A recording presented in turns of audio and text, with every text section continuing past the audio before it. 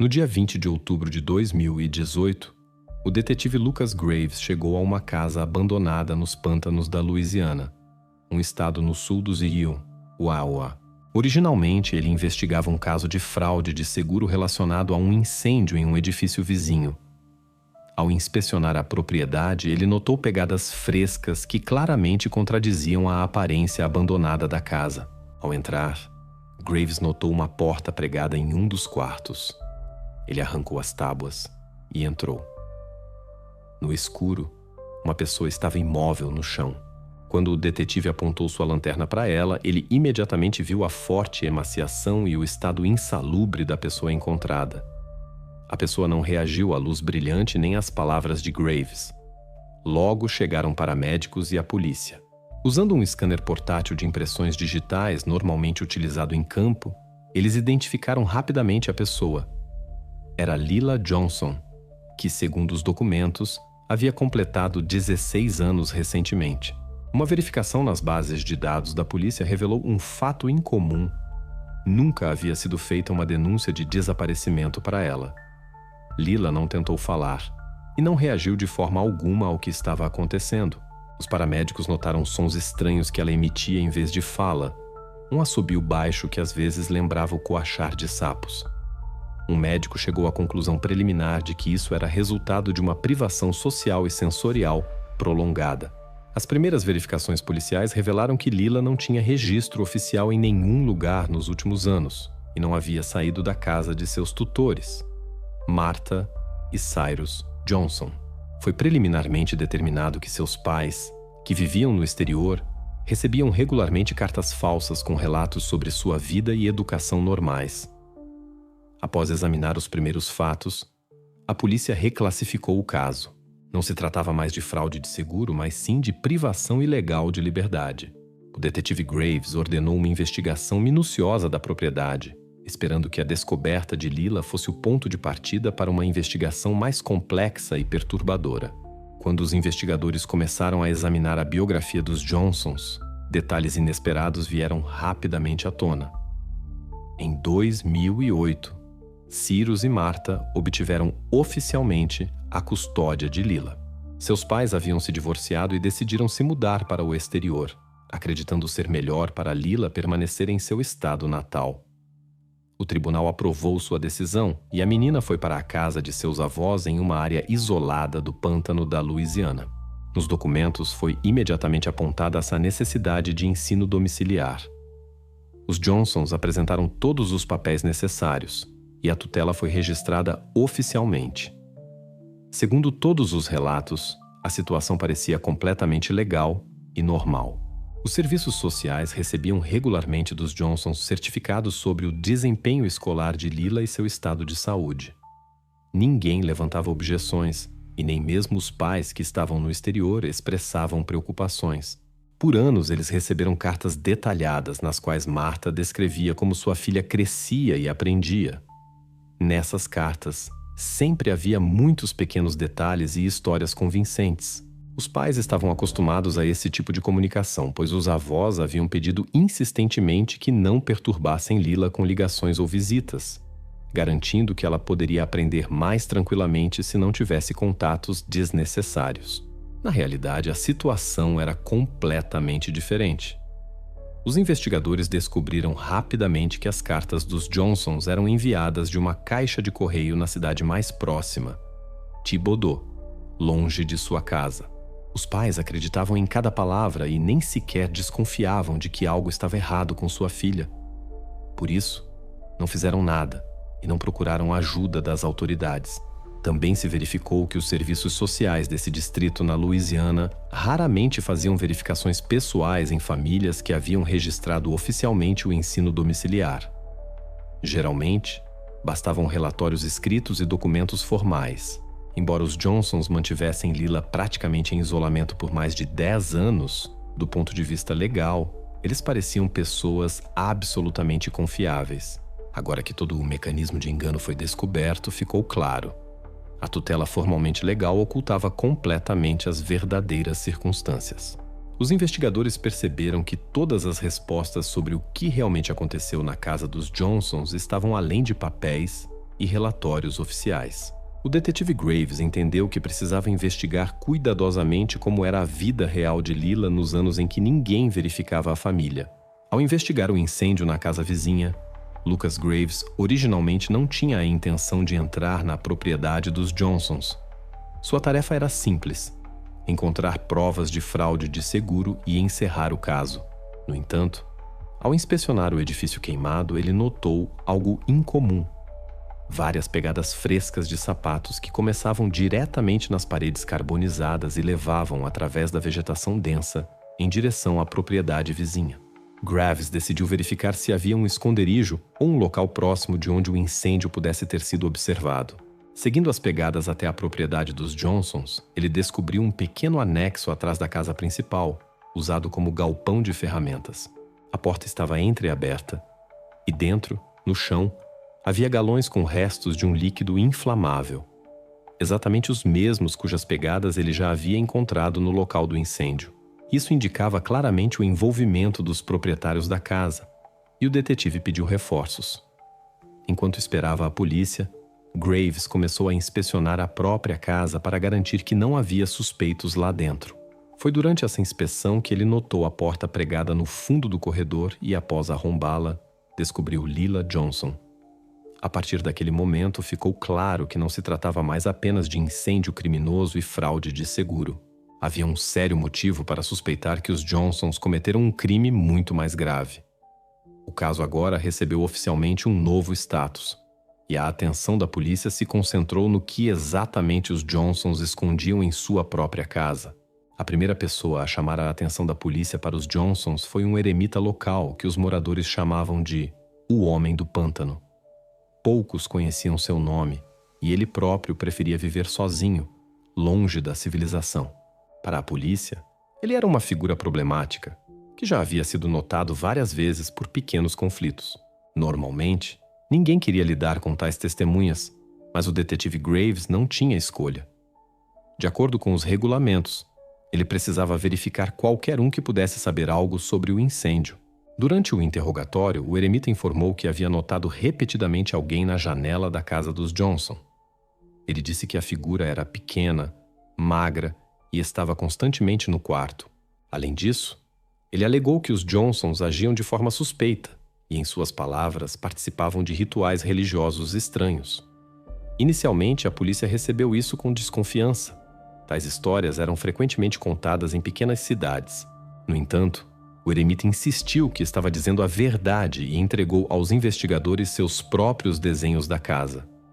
Nesses esboços, ele havia representado cuidadosamente a janela e a figura humana que havia visto várias vezes. Os policiais levaram os desenhos a sério. A disposição das janelas e os detalhes coincidiam com a planta da casa e a localização exata do quarto onde Lila havia sido encontrada. Isso significava que o eremita realmente havia observado o que estava acontecendo e não havia inventado os detalhes.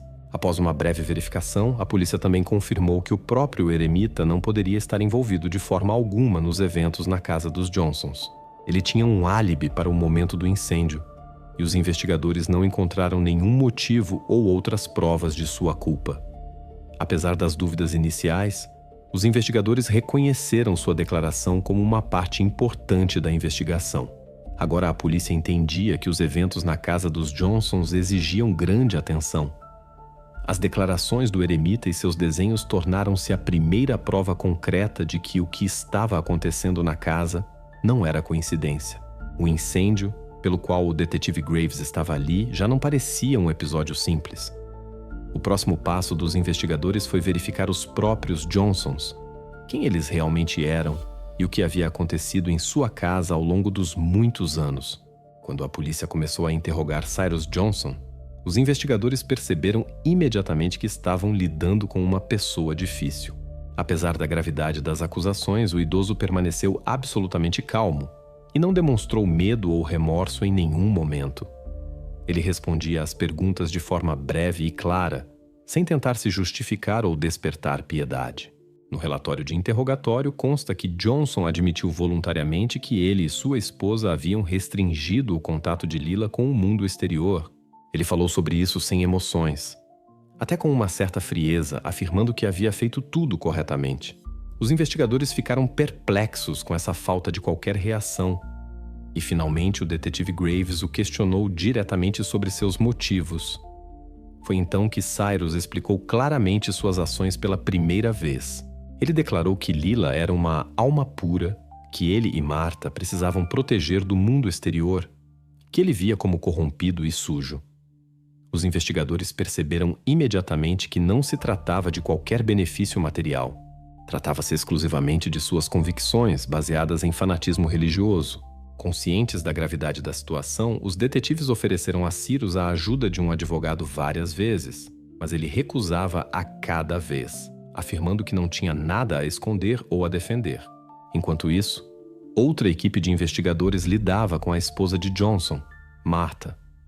Havia inquietação em seu comportamento, mas ela tentava permanecer em silêncio e não dava respostas claras às perguntas. No entanto, durante a busca na casa, os policiais encontraram provas convincentes de seu envolvimento direto. As cartas enviadas aos pais de Lila eram de sua autoria. Diante disso, Martha parou de negar seu papel no ocorrido e foi presa como cúmplice.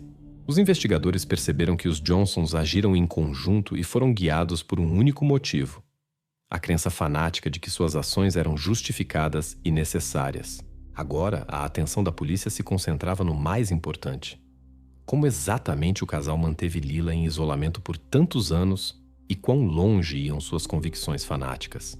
Quando os investigadores começaram a examinar detalhadamente a casa dos Johnson, eles rapidamente entenderam por que a família conseguiu escapar da atenção da polícia e dos vizinhos por tantos anos. A casa ficava em uma pequena propriedade em uma parte de difícil acesso dos pântanos da Louisiana, cercada pelas águas turvas do Bayou Lafourche. Nenhuma estrada levava até lá. Só era possível chegar de barco. Foi assim que o detetive Graves chegou, em um barco de serviço que a polícia usava para investigações em locais tão inacessíveis. Ao atracar em um antigo cais a cerca de 100 metros da casa, ele notou os rastros que o levaram a este edifício. A casa parecia uma moradia típica dessas áreas pantanosas. Estava construída sobre estacas altas para evitar inundações. Ao redor reinava um silêncio profundo e nenhuma atividade. Tudo parecia abandonado. Janelas vazias, sem luz. Caminhos cobertos de vegetação. Nada indicava que alguém pudesse viver ali permanentemente. No entanto, em uma inspeção mais detalhada do quarto onde Lila foi descoberta, a polícia notou detalhes perturbadores. A janela estava densamente pregada por dentro com tábuas, impedindo qualquer contato com o mundo exterior. Uma investigação confirmou que a janela havia sido fechada cerca de 1 ano antes, provavelmente depois que os Johnsons perceberam que alguém estava se interessando pela casa. Foi exatamente por isso que o eremita pôde ver a silhueta várias vezes na janela antes que ela fosse definitivamente fechada. Durante a continuação da investigação do quarto, os policiais descobriram uma escotilha cuidadosamente camuflada no chão. Ela estava tão bem ajustada ao piso que só foi encontrada após uma busca longa e atenta. Sob a escotilha, havia um espaço apertado, cheio de água suja do pântano. As condições ali eram tão desagradáveis que os investigadores suspeitaram que a escotilha foi usada para intimidação e para exercer pressão psicológica. Essa versão logo foi confirmada pelo próprio Cyrus Johnson durante o interrogatório. Ele explicou calmamente que o espaço sob o chão era usado para procedimentos regulares de limpeza. Ele acreditava que a imersão na água ajudava a purificar Lila da influência negativa do mundo exterior. Psicólogos da polícia suspeitaram que a repetição regular de tais atos poderia ter levado a sérias consequências psicológicas e à perda da capacidade de perceber criticamente o que estava acontecendo. Especialistas também expressaram a opinião de que Lila talvez simplesmente tivesse parado de entender que algo de errado estava acontecendo com ela e encarava as condições de sua existência como normais. Isso explicava seu comportamento estranho no momento de sua descoberta. A ausência de quaisquer emoções ou tentativas de pedir ajuda. Assim, a casa dos Johnsons revelou-se de forma alguma uma moradia comum, mas sim um local especialmente preparado, destinado a isolar completamente uma pessoa da sociedade. Cada detalhe da casa, desde sua localização isolada até a construção específica do quarto, foi deliberadamente criado para esconder o que acontecia lá dentro.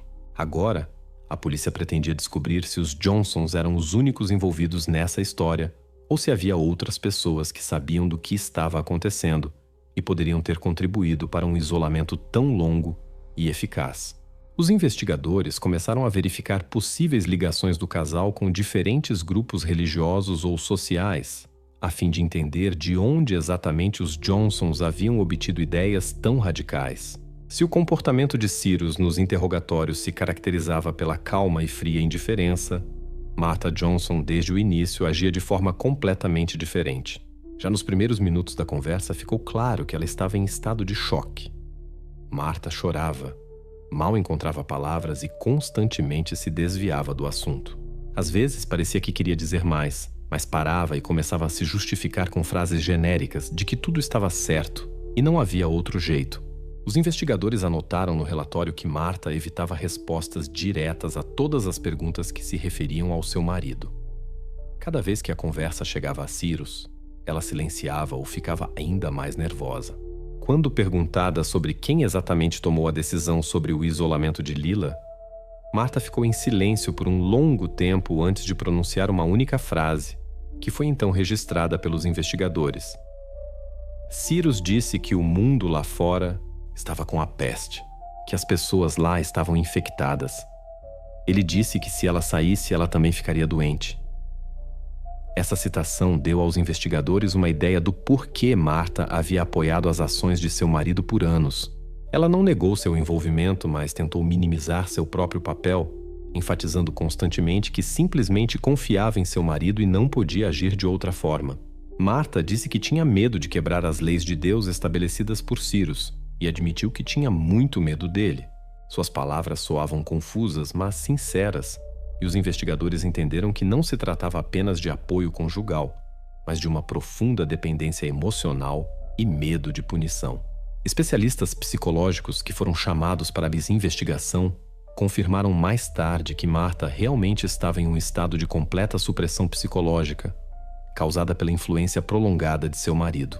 Em sua opinião, ela havia gradualmente perdido a capacidade de tomar decisões independentes e percebia as palavras de Cyrus como uma verdade absoluta e inquestionável. No entanto, apesar dos surtos emocionais e das tentativas de justificação, os fatos contavam uma história diferente. Foi Martha quem escreveu as cartas aos pais de Lila. Era sua caligrafia em todos os documentos que confirmavam os relatórios falsos sobre o ensino domiciliar. Os investigadores não puderam ignorar essas provas, que comprovavam sua participação ativa no engano e isolamento de Lila.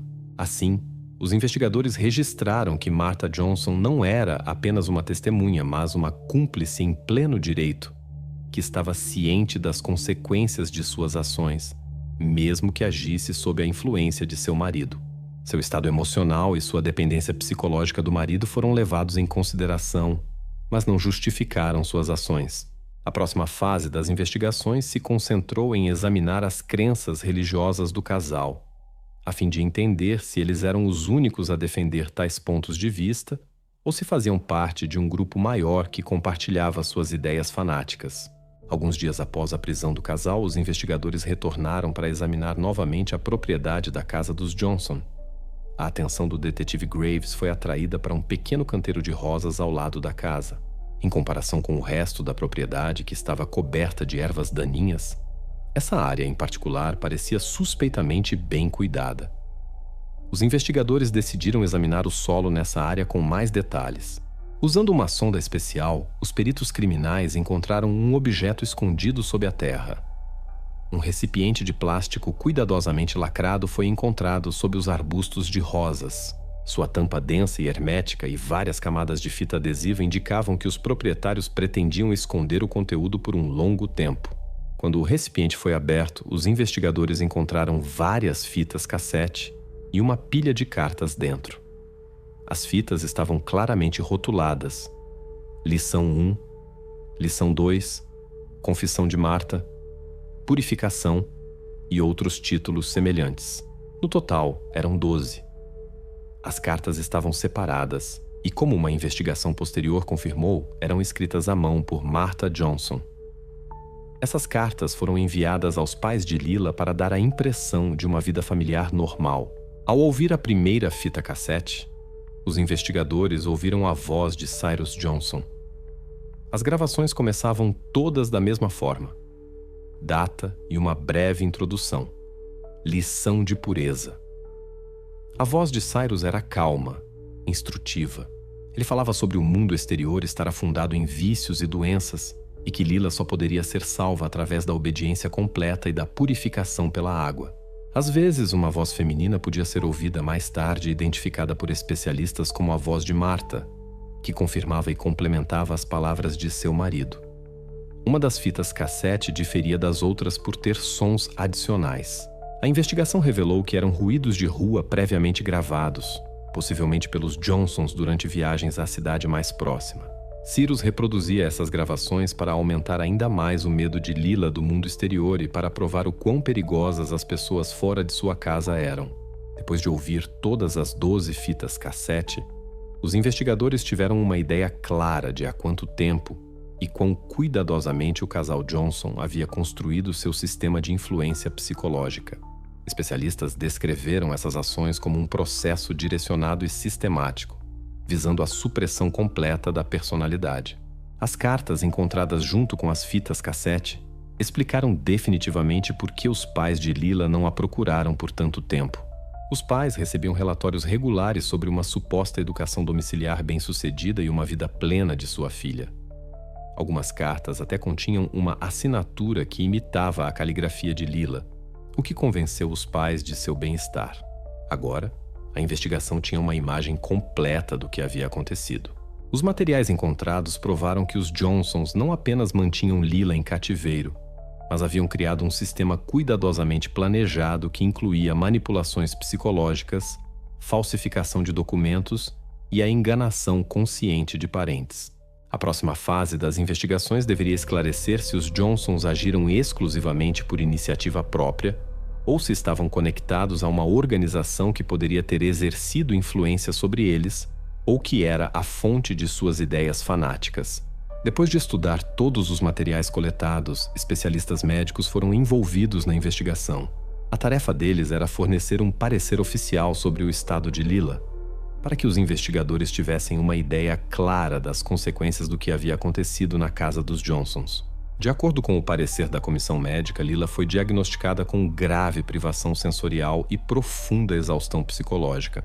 Na opinião dos especialistas, isso foi resultado de anos sem qualquer contato normal com o mundo exterior e um isolamento quase completo de interações humanas comuns. Os especialistas também observaram nela sinais de um chamado mutismo seletivo. Isso significa que ela era fisicamente capaz de falar, mas psicologicamente havia perdido a capacidade de linguagem normal e praticamente não reagia à fala. Em vez de palavras, ela emitia sons inarticulados que lembravam os sons da natureza que a cercavam durante toda a sua vida. Especialistas viram isso como uma consequência de um grau extremo de isolamento social, no qual o cérebro humano simplesmente não percebe mais a comunicação humana como norma. Uma parte separada do relatório médico abordava o estado físico de Lila. Numerosas cicatrizes e marcas de picadas de insetos foram encontradas em suas mãos e pés. Os especialistas apontaram que tais lesões cutâneas ocorrem mais frequentemente após uma longa permanência em água parada e suja, típica de áreas pantanosas. Os investigadores imediatamente associaram isso ao procedimento que Cyrus Johnson chamava de purificação. Assim, as lesões físicas confirmaram o que os suspeitos já haviam declarado durante os interrogatórios. O parecer médico permitiu que a investigação confirmasse oficialmente que tais ações não foram aleatórias ou periódicas, mas sim regulares, sistemáticas e realizadas ao longo de muitos anos. Essas conclusões estavam de acordo com as evidências encontradas, as fitas cassete e as cartas que haviam sido descobertas anteriormente na propriedade. Psicólogos que trabalharam com Lila explicaram cautelosamente que as consequências para sua psique seriam provavelmente de longo prazo. Uma recuperação completa não poderia ser garantida. Eles enfatizaram a necessidade de um longo processo de reabilitação para devolver a ela a capacidade de interagir normalmente com o mundo exterior. O parecer da comissão médica tornou-se uma prova grave das ações intencionais dos Johnsons. Os especialistas confirmaram que o casal agiu de forma consciente e consistente, construindo cuidadosamente um sistema que havia causado danos significativos à saúde de Lila. Agora, a investigação tinha a tarefa de entender se os Johnsons eram os únicos a compartilhar e apoiar uma ideologia tão radical ou se faziam parte de um grupo maior.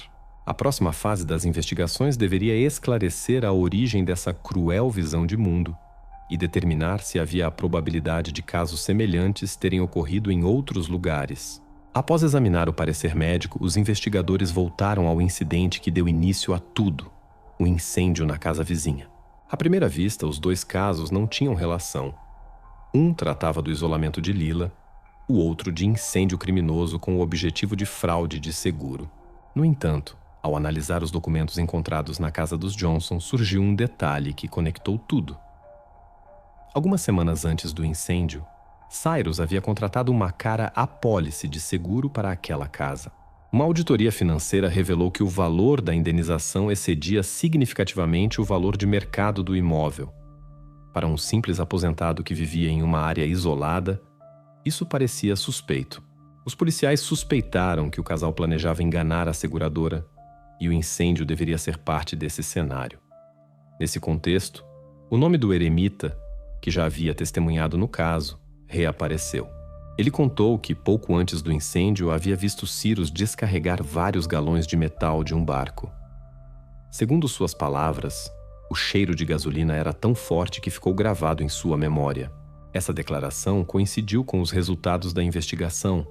Vestígios de combustível foram de fato encontrados no local do incêndio. Depois disso, a versão de um envolvimento do eremita foi finalmente descartada. A polícia constatou que os Johnsons haviam tentado deliberadamente transformá-lo em um culpado conveniente. Sua excentricidade, seu estilo de vida eremita e sua reputação de homem do pântano o tornavam um alvo ideal. O casal esperava que, em caso de investigação, a suspeita recaísse automaticamente sobre ele. As investigações confirmaram. O incêndio não foi um acidente, mas uma tentativa de obter um benefício de seguro e, ao mesmo tempo, destruir os vestígios de uma história muito mais grave: o isolamento de Lila. Agora, ambos os incidentes foram oficialmente agrupados em um único caso.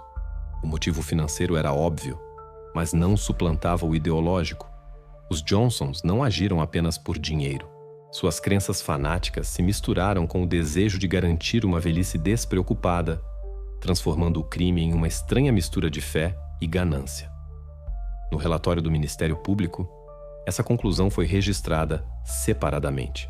Os Johnsons cometeram 2 crimes interligados: uma fraude planejada e a detenção prolongada de uma pessoa sob controle psicológico.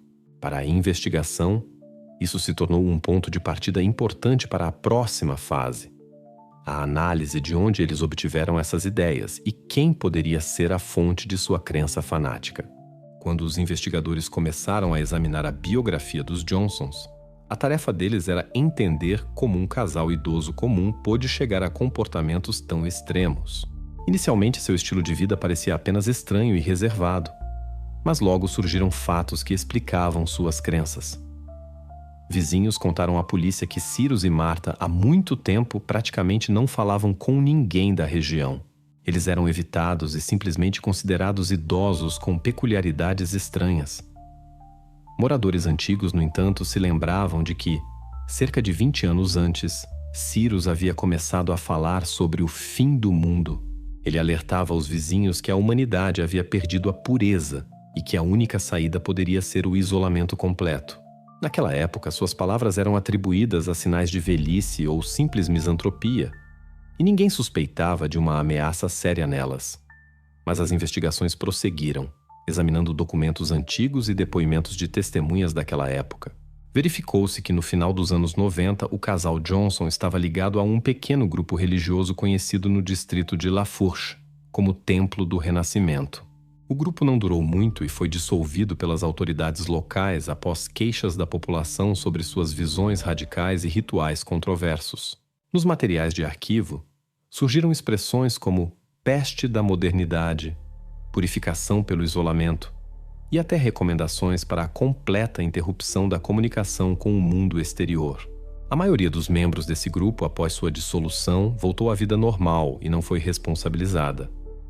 Os Johnsons não ocupavam cargos oficiais na época e passaram despercebidos pela polícia. No entanto, as fitas cassete apreendidas pelos investigadores mostraram que Cyrus havia preservado e repetido por anos as ideias que ele ouviu lá pela primeira vez. Especialistas confirmaram que os textos gravados com a voz de Cyrus coincidiam quase literalmente com os materiais desse grupo. Psicólogos que avaliaram o estado do casal apontaram que anos de isolamento completo poderiam ter afetado seriamente a psique dos Johnsons. Em sua opinião, Cyrus havia gradualmente convencido a si mesmo e a sua esposa da absoluta correção do caminho escolhido. Os psicólogos descreveram seu estado como uma psicose mutuamente sustentada, na qual duas pessoas compartilham as mesmas crenças irreais e se reforçam mutuamente nelas. Os médicos, no entanto, enfatizaram cautelosamente que tal estado não os eximia da responsabilidade por seus atos. Assim, ficou claro que o isolamento de Lila não foi uma decisão espontânea ou um acidente. Foi uma tentativa consciente dos Johnsons de criar seu próprio mundo, onde suas visões fanáticas se tornaram lei e a norma absoluta. Tudo em sua casa fazia parte de um sistema bem pensado. As janelas fechadas, as aulas constantes, os relatórios escritos aos pais de Lila e até os rituais com água. Agora, a investigação tinha a tarefa de esclarecer definitivamente se, além dos Johnsons, alguém mais poderia estar envolvido na manutenção ou disseminação dessas ideias. Os investigadores planejaram examinar mais detalhadamente os destinos dos demais membros do Templo do Renascimento, para entender se a história dos Johnsons era uma exceção isolada ou se visões semelhantes poderiam continuar existindo em outros lugares. O último interrogatório de Cyrus Johnson tornou-se o episódio decisivo antes da entrega do caso ao tribunal. O detetive Graves havia preparado antecipadamente todas as provas coletadas que deveriam demonstrar a Cyrus a irrefutabilidade da acusação de forma convincente. Anteriormente, Cyrus havia agido com calma e autoconfiança, sem tentar discutir com os investigadores, mas também sem confirmar nenhuma acusação. Sobre a mesa, diante do suspeito, foram colocados um gravador antigo e várias fitas cassete que haviam sido encontradas na propriedade da casa. A gravação foi reproduzida diretamente na sala de interrogatório. Do alto-falante, a voz de Cyrus soou clara, sem coloração emocional. Na fita foram ouvidas suas próprias palavras sobre a necessidade do silêncio e da purificação, previamente registradas pelos investigadores como parte da ideologia a qual Cyrus aderira. Os detetives observavam sua reação atentamente. Cyrus ouvia sem qualquer sinal de medo, raiva ou desconforto, como se lhe estivessem mostrando algo comum e há muito familiar. Após a gravação, o detetive Johnson apresentou fotos tiradas durante a inspeção da casa. As imagens mostravam as condições em que Lila se encontrava: um pequeno quarto sem móveis, a janela pregada, o alçapão que levava para debaixo da casa, bem como as consequências para a saúde de tais condições. Cyrus observou as fotos calmamente, sem expressar constrangimento ou inquietação. Sua atitude em relação ao que via assemelhava-se mais ao exame de detalhes insignificantes que não tinham relação pessoal com ele. Quando o detetive perguntou se ele considerava suas ações ilegais ou errôneas, Cyrus deu a entender com confiança e de forma concisa que em sua consciência nada de ilegal havia acontecido. Suas respostas demonstraram uma convicção absoluta de sua própria retidão. Cyrus não negou uma única ação que lhe foi imputada, mas para cada episódio encontrou uma justificação através de seu sistema pessoal de crenças, chamando-o de salvação e purificação. Psicólogos que mais tarde analisaram os registros do interrogatório concluíram que o comportamento de Cyrus era previsível. Segundo o parecer deles, ele não podia perceber suas ações como crimes, porque as identificava completamente com suas crenças. Tal atitude era típica de pessoas cujo fanatismo havia se tornado a base de sua personalidade e substituído completamente a realidade. Após o término do interrogatório, o detetive Graves registrou oficialmente que Johnson se recusava a reconhecer a ilegalidade de suas ações. Nos autos do processo, todas as provas foram claramente documentadas: gravações, cartas, pareceres de especialistas, fotos e depoimentos de testemunhas. O Ministério Público recebeu um caso totalmente preparado, pronto para o julgamento. Agora a investigação estava concluída e o destino do casal Johnson seria decidido em tribunal. Os investigadores teriam que apresentar os argumentos que confirmavam que as ações de Cyrus e Martha não foram apenas acidentais ou equivocadas, mas crimes premeditados e conscientemente cometidos. Após o interrogatório final, o Ministério Público começou a preparar a acusação para o tribunal.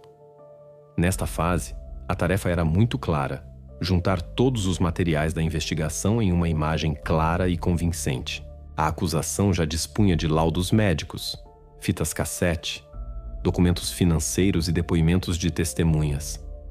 Era preciso apenas colocar os acentos de tal forma que não surgissem dúvidas sobre a culpa dos Johnsons, nem para o juiz, nem para os jurados. Particularmente importante para o Ministério Público foi o laudo médico, que confirmou inequivocamente o dano prolongado e grave causado à saúde de Lila. Os especialistas apontaram que sua condição surgiu como resultado de anos de isolamento consciente e não por circunstâncias aleatórias. Essas conclusões foram corroboradas por outras provas, incluindo as gravações nas fitas, nas quais as vozes de Cyrus e Martha podiam ser ouvidas, discutindo e planejando suas ações. Um elemento adicional da acusação foram os depoimentos dos vizinhos e do eremita, que confirmaram que os Johnsons haviam escondido Lila de estranhos por muitos anos para evitar qualquer contato com o mundo exterior. Foram também apresentadas as cartas enviadas aos pais de Lila, que provavam a ocultação sistemática de informações e o engano intencional dos parentes. O Ministério Público também revisou os aspectos financeiros do crime. Foi confirmado que Cyrus havia contratado uma apólice de seguro para a casa vizinha que ele administrava por procuração, pouco antes do incêndio. Isso significava que o motivo financeiro não era menos significativo do que o ideológico. Na denúncia, o Ministério Público resumiu ambos os episódios, enfatizando que o casal foi guiado tanto por convicções fanáticas quanto pelo desejo de ganho material. Atenção especial foi dada pelos juristas à investigação do passado dos Johnsons e dos materiais de arquivo do grupo religioso dissolvido Templo do Renascimento. Esses documentos foram obtidos através de solicitações ao arquivo distrital e depoimentos de ex-membros do grupo. Especialistas constataram que a ideologia dos Johnsons correspondia quase que totalmente aos ensinamentos desse grupo, o que provava que o casal havia agido conscientemente, apoiado em uma cosmovisão pronta e não em decisões aleatórias ou impulsivas. Psiquiatras que foram envolvidos na investigação emitiram um parecer sobre o estado dos réus, constatando que, embora o casal estivesse sob a influência de graves distorções de percepção, seu estado psicológico lhes permitia reconhecer plenamente a ilegalidade de suas ações. Segundo os especialistas, ambos os cônjuges ignoraram conscientemente as leis, pois acreditavam que suas convicções pessoais estavam acima de todas as normas sociais. Até o momento da entrega do caso ao tribunal, os investigadores tinham uma imagem clara e conclusiva de como exatamente Cyrus e Martha cometeram seus crimes. Todos os materiais foram organizados e preparados de forma que não pudessem surgir dúvidas sobre a culpa dos réus perante o tribunal. Agora o caso passava integralmente para o tribunal e aos investigadores restava apenas aguardar qual seria o veredicto final. Quando a acusação já estava quase enviada ao tribunal, Martha Johnson, inesperadamente para todos, decidiu dispensar seu advogado e fez voluntariamente novas declarações aos investigadores. Em um comunicado escrito, ela informou que estava pronta para falar abertamente sobre tudo o que havia acontecido na casa. Os investigadores consideraram sua decisão um passo importante que poderia finalmente colocar todos os pontos nos is do caso. Durante o interrogatório, Martha explicou seu passo dizendo que não conseguia mais suportar a pesada pressão emocional. Ela confessou que havia vivido muitos anos sob o controle do marido e estava cansada de fingir que tudo o que acontecia era normal. Os investigadores notaram que, pela primeira vez em muito tempo, Martha falava livre e abertamente, sem a habitual reclusão. Em suas palavras, não havia mais frases memorizadas e tentativas de evitar respostas diretas. Ela confirmou que participou pessoalmente do isolamento de Lila e que escreveu as cartas falsas para os pais. Segundo suas palavras, ela não fez isso por interesse próprio ou ganância, mas por um sentimento de dependência completa das opiniões de seu marido. Com o tempo, a ideologia dele havia substituído nela qualquer noção de moralidade e lei, e ela havia parado de reconhecer onde estava a linha entre a fé e a crueldade. Marta não chamou suas ações de crimes, mas pela primeira vez admitiu abertamente que isso havia prejudicado Lila. Em sua confissão, ela também falou sobre o medo constante de Cyrus, que sempre possuíra a autoridade em sua família. Ela admitiu que tinha medo de contradizê-lo e de duvidar de suas palavras. Especialistas confirmaram mais tarde que seu comportamento correspondia a um estado de completa submissão psicológica, causado por anos de pressão e isolamento conjunto. A investigação registrou suas declarações como uma confissão voluntária de cumplicidade. Os depoimentos de Marta concordaram plenamente com as provas já existentes e explicaram aqueles detalhes que antes haviam levantado questões. Agora os investigadores não precisavam mais fazer hipóteses. As palavras da própria ré esclareceram todos os pontos controversos. Depois que os depoimentos foram oficialmente documentados, o Ministério Público concluiu que não eram necessárias mais investigações. A confissão de Marta encerrou o caso legalmente de forma definitiva, confirmando que o casal havia agido de forma coordenada e consciente, guiado não apenas por convicções fanáticas, mas também por intenções conscientes. Assim, Martha Johnson foi quem concluiu as investigações, confirmando toda a carga probatória coletada. Suas palavras não apenas revelaram toda a história, mas também mostraram claramente os papéis de cada um dos cônjuges neste caso. Agora, aos investigadores restava apenas entregar os materiais ao tribunal e aguardar a decisão que determinaria a extensão da responsabilidade de ambos os réus. À medida que as investigações chegavam à fase final, os investigadores decidiram realizar uma reconstrução completa da vida de Lila na casa dos Johnsons. O objetivo era unicamente mostrar ao tribunal como exatamente esse isolamento durou tantos anos e o que acontecia a portas fechadas. Para isso, utilizaram as confissões de Marta, laudos médicos, evidências físicas e os resultados da busca na casa nos pântanos. Especialistas reconstruíram a rotina diária. Cada dia começava igual. Marta se aproximava da porta do quarto silencioso e colocava um pequeno pedaço de peixe cru e um copo de metal com água no chão. Cyrus acreditava que a comida cozida contaminava a alma, então tudo tinha que ser o mais simples e natural possível. Depois disso, ele verificava as fechaduras e o alçapão que levava para debaixo da casa. Se tudo estivesse bem fechado, o casal seguia seus próprios afazeres, geralmente para o jardim ou para a plantação, onde Cyrus consertava o barco. O quarto em que Lila se encontrava permanecia em completo silêncio, sem relógios, sem janelas ou fontes de luz, apenas ruídos suaves do lado de fora, gotejamento de água, o zumbido de insetos, o distante murmúrio do vento. Com o tempo, os psicólogos constataram, Lila deixou de distinguir a mudança do dia e da noite e perdeu completamente a noção do tempo. Na inspeção do quarto foram descobertas marcas nas paredes, provavelmente tentativas de contar os dias, mas todas elas foram interrompidas no meio. Várias vezes por semana, Marta conduzia as chamadas aulas através de uma estreita abertura na porta. Ela lia textos curtos, manuscritos por Cyrus, nos quais as mesmas frases sobre silêncio, obediência e purificação se repetiam. Nesses papéis, havia marcas características que correspondiam à caligrafia das fitas de áudio e cartas. Marta confessou mais tarde que essas aulas faziam parte de um ritual, uma tentativa de preservar a pureza do espírito. O episódio mais grave da reconstrução foram os rituais semanais que o casal chamava de purificação pela água. O alçapão era aberto e Lila descia para o cômodo debaixo da casa, para onde havia água fria e turva constantemente. Segundo especialistas, ela passava entre 4 e 8 horas lá. O cômodo debaixo da casa era baixo. Era preciso ficar curvado, e a temperatura da água não ultrapassava 10 graus.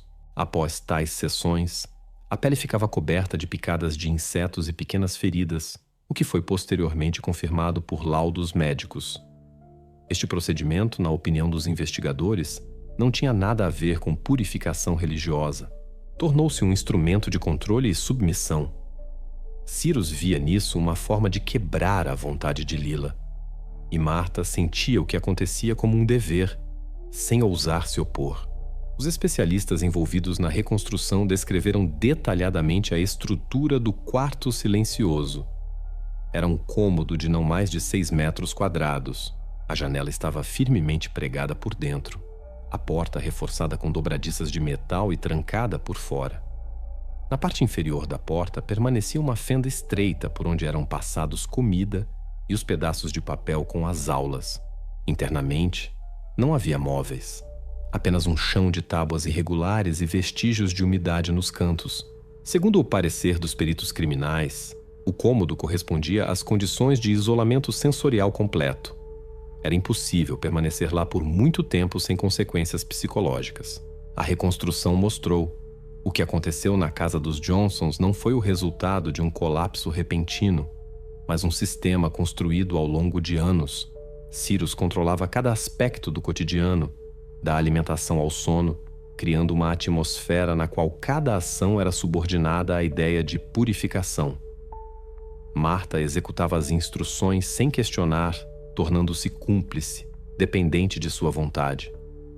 Psicólogos que participaram da análise constataram que Lila não estava apenas em isolamento.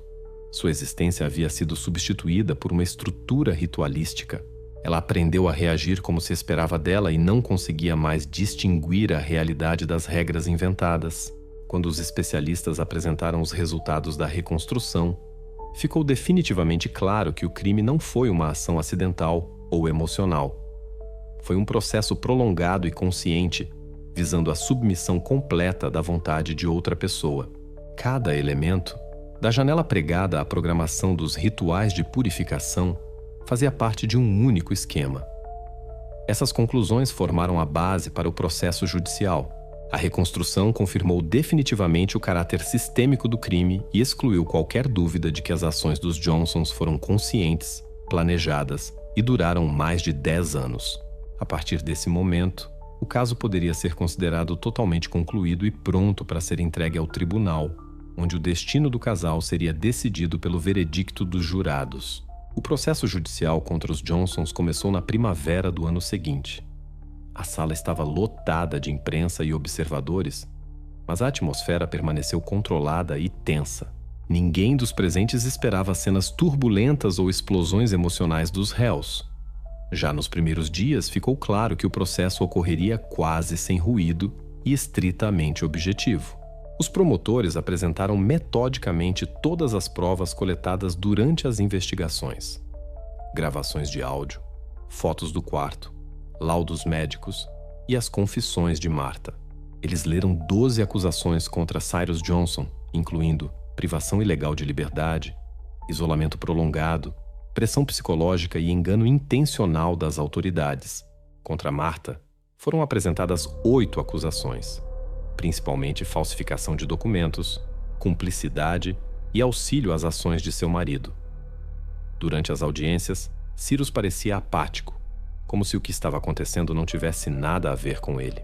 Mais tarde, psiquiatras explicaram isso como o comportamento de uma pessoa completamente imersa em suas próprias crenças e incapaz de reconhecer sua culpa ou mesmo o fato da acusação. Marta, por outro lado, estava visivelmente abatida, evitava olhar para o juiz e mal levantava os olhos da mesa. Em um dos dias do julgamento, Lila foi chamada ao tribunal. Foi sua primeira aparição pública após sua libertação. Ela sentou-se quieta e imóvel ao lado de um representante do centro de reabilitação. O juiz dirigiu-se formalmente a ela para confirmar sua presença na sala como uma testemunha importante. Em resposta, um chiado baixo, quase imperceptível, foi ouvido. Este episódio demonstrou o estado em que ela se encontrava após anos de isolamento e tornou-se uma prova adicional no caso. Um momento importante do processo foi a reprodução das gravações de áudio. Na sala, a voz de Cyrus ecoou, lendo monotonamente suas instruções sobre a necessidade de silêncio e purificação por vários minutos. Mesmo pessoas familiarizadas com o caso reagiram com notável tensão. A defesa tentou apresentar Cyrus como uma pessoa incapaz de controlar seu comportamento. No entanto, os psiquiatras emitiram um parecer inequívoco. O acusado estava plenamente consciente do que fazia e agiu intencionalmente. Marta, por sua vez, foi classificada como parcialmente dependente da influência de seu marido, o que influenciou a decisão final do tribunal. Quando o juiz pronunciou o veredicto final, um silêncio absoluto reinou na sala. Cyrus Johnson foi considerado culpado de todas as acusações e condenado à prisão perpétua sem possibilidade de liberdade condicional. Marta foi considerada culpada de cumplicidade e recebeu 30 anos de prisão. Nesse momento, ela desabou e chorou. Cyrus não reagiu. Ele continuou sentado na mesma posição, como se não levasse a sério o que havia acontecido. Os promotores observaram mais tarde que o processo havia sido um dos mais difíceis de sua prática, especialmente em termos emocionais. Embora não houvesse cenas turbulentas no tribunal, todo o peso do que havia acontecido era sentido por todos os presentes. O processo judicial foi concluído. Cyrus e Marta receberam sua merecida punição. Suas ações foram oficialmente reconhecidas pelo tribunal como um crime grave, cujas consequências Lila teria que superar por muito tempo. Com o veredito, a parte legal da história foi concluída. A próxima fase não envolvia mais provas e decisões judiciais, mas sim a recuperação de uma pessoa que havia passado quase toda a sua vida em isolamento e que só agora começava a reaprender a viver. Após a conclusão do processo judicial, Lila foi transferida para um centro especializado na Louisiana. A principal tarefa dos especialistas era restaurar sua capacidade de comunicação e adaptação à vida em sociedade. Psicólogos, neuropsiquiatras e fonoaudiólogos trabalhavam diariamente com ela, mas sabiam que o processo levaria anos. O mutismo seletivo, que se desenvolveu no contexto do isolamento prolongado, mostrou-se persistente. Lila não falava uma palavra, evitava contato visual direto e não reagia quando abordada. Aos poucos, ela começou a mudar. Os médicos notaram pequenas melhorias. Lila tornou-se mais calma. Não se encolhia mais ao contato com pessoas. Às vezes, aceitava objetos que lhe eram dados na mão. Mas ela ainda não falava. Os especialistas admitiram que provavelmente não seria possível restaurar a capacidade total de fala, mas continuaram a terapia para ajudá-la a adquirir habilidades mínimas de comunicação e autonomia. O detetive Lucas Graves, que desvendou este caso, foi transferido para uma seção que lidava com crimes contra menores. A liderança elogiou seu trabalho e profissionalismo, mas o próprio Graves confessou em conversas com colegas que a história dos Johnsons havia se tornado um divisor de águas para ele. Ele disse que após este caso começou a prestar atenção a coisas que antes lhe pareciam insignificantes, a hábitos estranhos das pessoas, a detalhes que outros não notavam. A casa dos Johnsons nos pântanos foi logo demolida por ordem das autoridades locais. O terreno foi limpo e, após alguns meses, a natureza o havia recuperado completamente. Para os moradores do distrito, no entanto, este lugar permaneceu um símbolo de algo estranho e opressivo. As pessoas tentavam não falar sobre isso e se lembravam, era apenas brevemente, como um evento que era melhor não tocar. Embora as investigações e o processo tenham respondido à maioria das perguntas, uma permaneceu sem explicação. Os especialistas nunca conseguiram entender como os Johnsons conseguiram suprimir completamente as reações naturais de Lila nos primeiros anos. Choro, gritos, medo. Ela não podia contar o que havia acontecido e as provas restantes não davam uma resposta direta. Este ponto permaneceu um mistério, mesmo para os experientes investigadores e psicólogos que estudaram os autos do processo. O caso Johnson foi oficialmente encerrado. O arquivo com os materiais foi entregue ao Tribunal Distrital de Lafourche, onde é mantido até hoje. A história teve ampla repercussão na imprensa e nos círculos científicos, tornando-se um exemplo de como as crenças, levadas ao fanatismo, podem destruir vidas. Cyrus Johnson, de 81 anos, foi condenado à prisão perpétua sem direito à liberdade condicional. Martha Johnson, de 79 anos, recebeu 30 anos de prisão. Lila continua vivendo sob a supervisão de especialistas. Seu mundo agora está limitado às paredes da clínica, passeios no pátio e sessões curtas de terapia. Graves deixou a Louisiana, mas mais tarde escreveu em suas anotações que o que mais o impressionou neste caso não foi o crime em si, mas quanto tempo a sociedade não o notou bem ao seu lado. Anos se passaram, mas a história dos Johnsons permaneceu na memória do distrito. A casa desapareceu, os documentos empoeiram no arquivo, mas tudo o que está relacionado a este caso continua a lembrar. Às vezes o mal não nasce da maldade, mas de uma convicção que ninguém parou a tempo.